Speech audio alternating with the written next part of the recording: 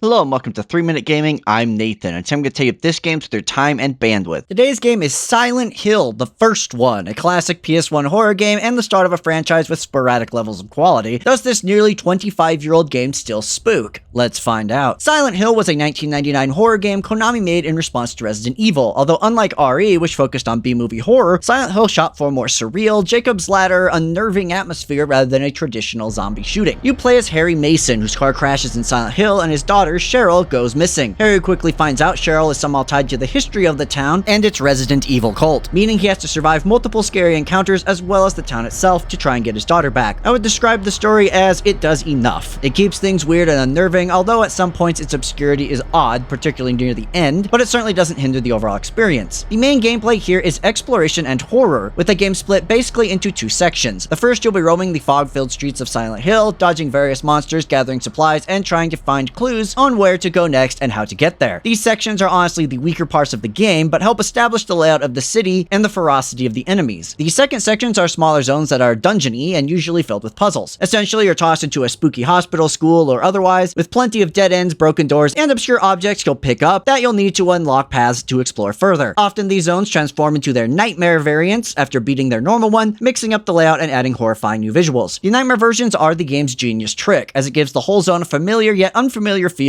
as you've just played through it, and seeing how things are warped in this other world is genuinely disturbing. Along the way, you'll be solving a handful of puzzles which range from simple, use item on thing, to absurdly complex, hope you're good at word riddles. You'll also be combating some of Silent Hill's monsters or trying to sneak by. Harry isn't adept in combat, so you can always turn off your light and try to sneak past, though if you do so, you'll not be able to see or read your map. Luckily, you have Silent Hill's trademark radio on you, which provides spooky static whenever an enemy is nearby, often before you can even see them. And honestly, that's the gist of Silent Hill. The gameplay is fairly simple to describe, but the reason you're here is the unnerving atmosphere, fantastic level and creature design, and spooky fog. So what do I like about the original Silent Hill? Well, the environments and enemies are still a highlight here, with zones shifting between regular and nightmare with new monsters and horrors being the game's genius trick as mentioned. Additionally, I love this game's art direction and lighting, even considering its age, with the game doing a great job of putting horrors just out of view or obscure enough to keep you on edge, doing a lot with its technical limitations, particularly the PlayStation 1's ambient dithering, which makes the whole thing even more surreal. Additionally, this game still is genuinely scary, older graphics and design aside. If anything, the grime and aforementioned dithering amplifies the fear of the unknown and the game's overall unnerving atmosphere. When it comes to the bad, the puzzle's insane obtuseness is almost comedic given their range of difficulty, with some being absolute brain benders that kill the pacing, and others so dumb my cat could figure it out. Additionally, there is a lot of wandering around with little guidance, paired with the trademark unopened doors and dead ends that lead to frustration. They could rename this game Silent Hill Look at the Map, considering how much you open it. And lastly, the combat and controls definitely feel dated, particularly with later games allowing a more modern type of movement. I know some people have affinity for tank controls, but I am not one of them, even though it does work well in depowering you per the game's design. As you know, rate games here on a 3-point scale: must play, maybe consider, and don't bother. If you like horror games in any capacity, you should play Silent Hill 1. As someone who had never actually beaten the first game before this replay, I was shocked at how effective it was at both drawing me in and unnerving me, all these years later. And with the PS1 graphical style being in vogue with indie devs these days, there's never been a better time to replay a genuinely unsettling and fantastic horror classic. Play this one any way that you can. And that's all I have for you today. Thank you so much for watching. Have you played the first Silent Hill? What did you think about it then? Please let me know in the comments. But regardless, go out there and scare your pants off playing some Silent Hill 1.